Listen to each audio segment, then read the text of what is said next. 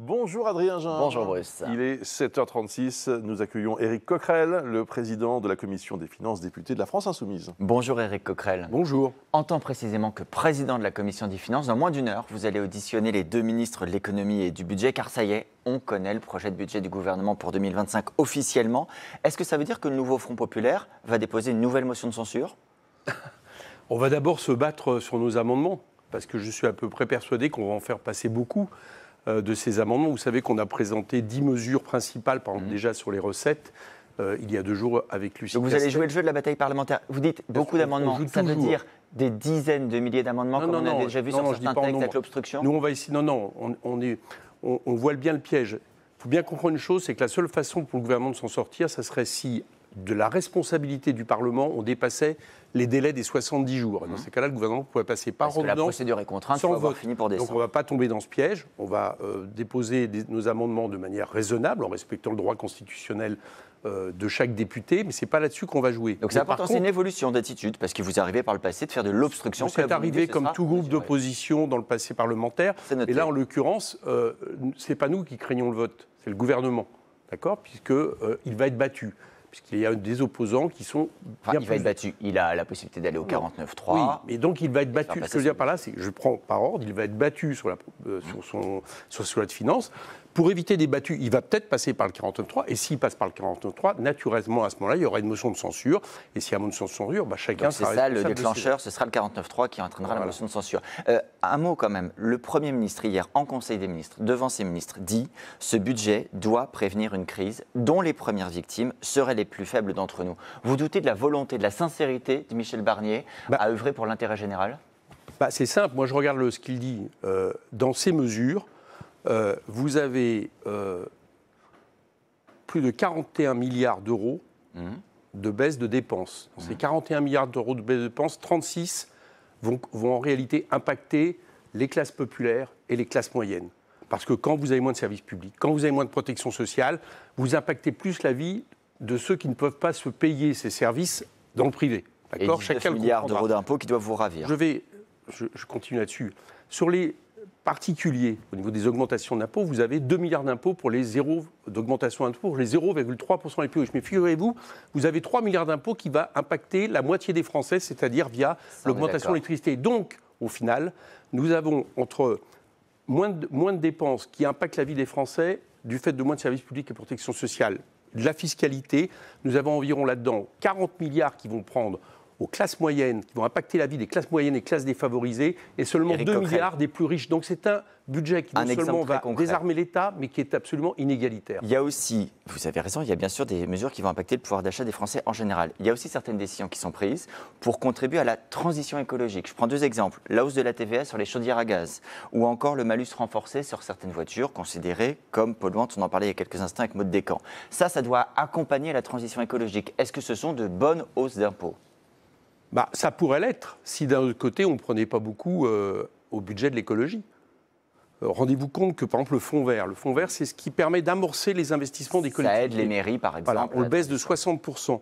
On baisse ma prime rénov' de 1 milliard d'euros, etc., etc. Bien, donc il y a une baisse drastique du budget de l'écologie, alors même, et c'est l'Institut E4CE qui vient de le dire, qu'il faudrait environ 50 milliards d'euros de plus de budget de l'État d'ici 2030 si on veut respecter les objectifs climat. Vous voyez bien qu'on n'est pas du tout au rendez-vous et que donc tout le monde va en pâtir. Vous dénoncez les hausses d'impôts, très bien. Enfin, on a 19 milliards de hausses d'impôts. Vous proposiez 49 milliards de hausses d'impôts. Non, je n'ai pas dénoncé les hausses d'impôts, vous vous trompez.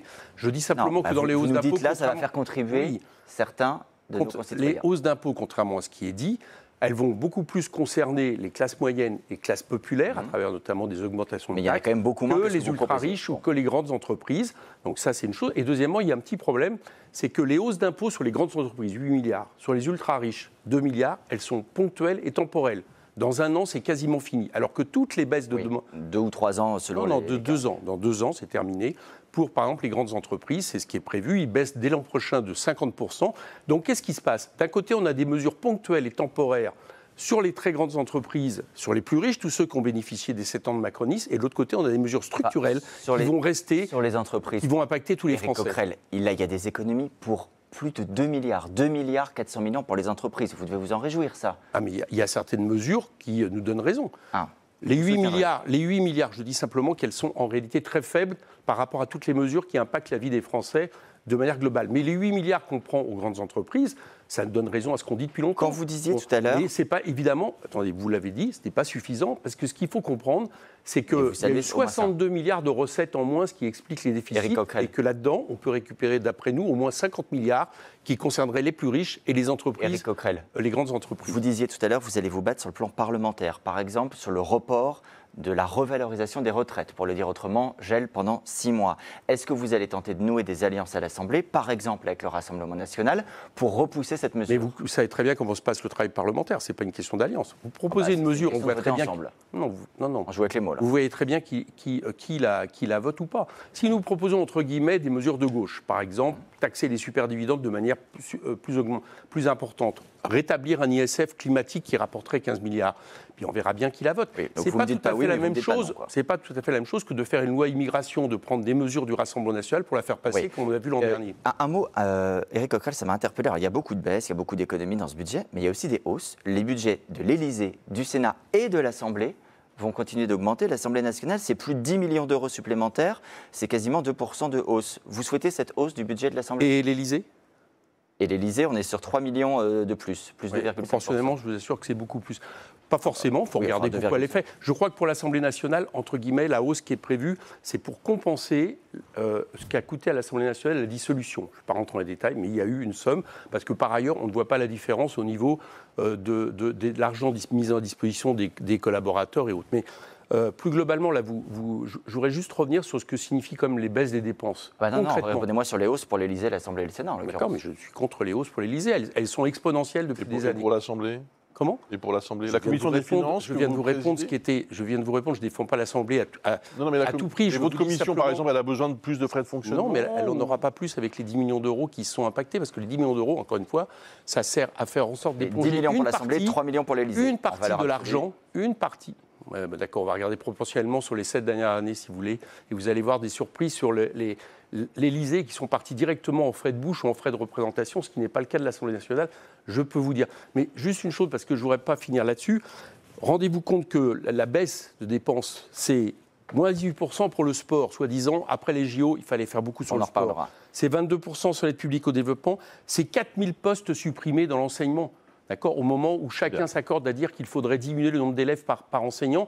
Et donc les gens qui ne seront pas satisfaits partiront dans le privé. C'est exactement le but de ce budget. Merci beaucoup Éric Coquerel, merci Adrien Gindon.